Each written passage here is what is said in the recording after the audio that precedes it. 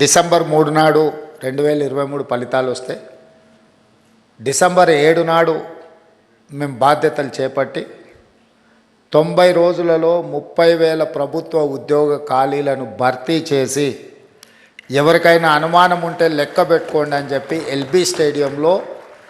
ఎన్నికైన అభ్యర్థులతో పాటు విద్యార్థులు వాళ్ళ తల్లిదండ్రులు వాళ్ళ కుటుంబ సభ్యుల యొక్క కళ్ళల్లో ఆనందం చూస్తూ 90 రోజుల్లో 30,000 ఉద్యోగ నియామక పత్రాలు ఎల్బీ స్టేడియంలో ఎక్కడైతే మేము ఉద్యోగ ప్రమాణం చేసినామో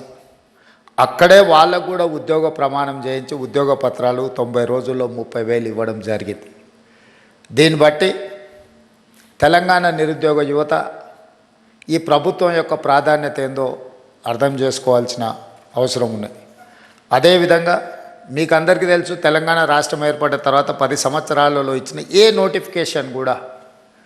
ఇచ్చిన సమయానికి పరీక్షలు నిర్వహించిన సందర్భమే లేదు. దానికి కారణం ఏదైనా అయి ఉండొచ్చు, వాళ్ళ ఆలోచన విధానాలు ఏమైనా ఉండొచ్చు.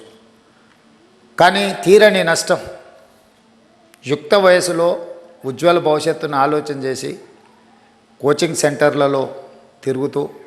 మధ్యతరగతి దిగువ తరగతి కుటుంబాలు తల్లిదండ్రులు కష్టపడి రూపాయి జమ చేసి ఇక్కడికి పంపిస్తే అమీర్పేట్ చౌరస్తాలను, దిల్సుఖ్ నగర్లను, అశోక్ నగర్లను వివిధ కోచింగ్ సెంటర్ల చుట్టూతో తిరుగుతూ సంవత్సరాల కొద్ది పరీక్షలు వాయిదా పడుతూ సంవత్సరాల తర్వాత పరీక్షలు నిర్వహిస్తే ఫలితాలు వచ్చే లోపల మీరు కష్టపడి చదివిన పరీక్షా కేంద్రాల్లో మీకు ఇచ్చిన ప్రశ్నాపత్రాలు అంతకంటే ముందే జిరాక్స్ సెంటర్లలో పల్లి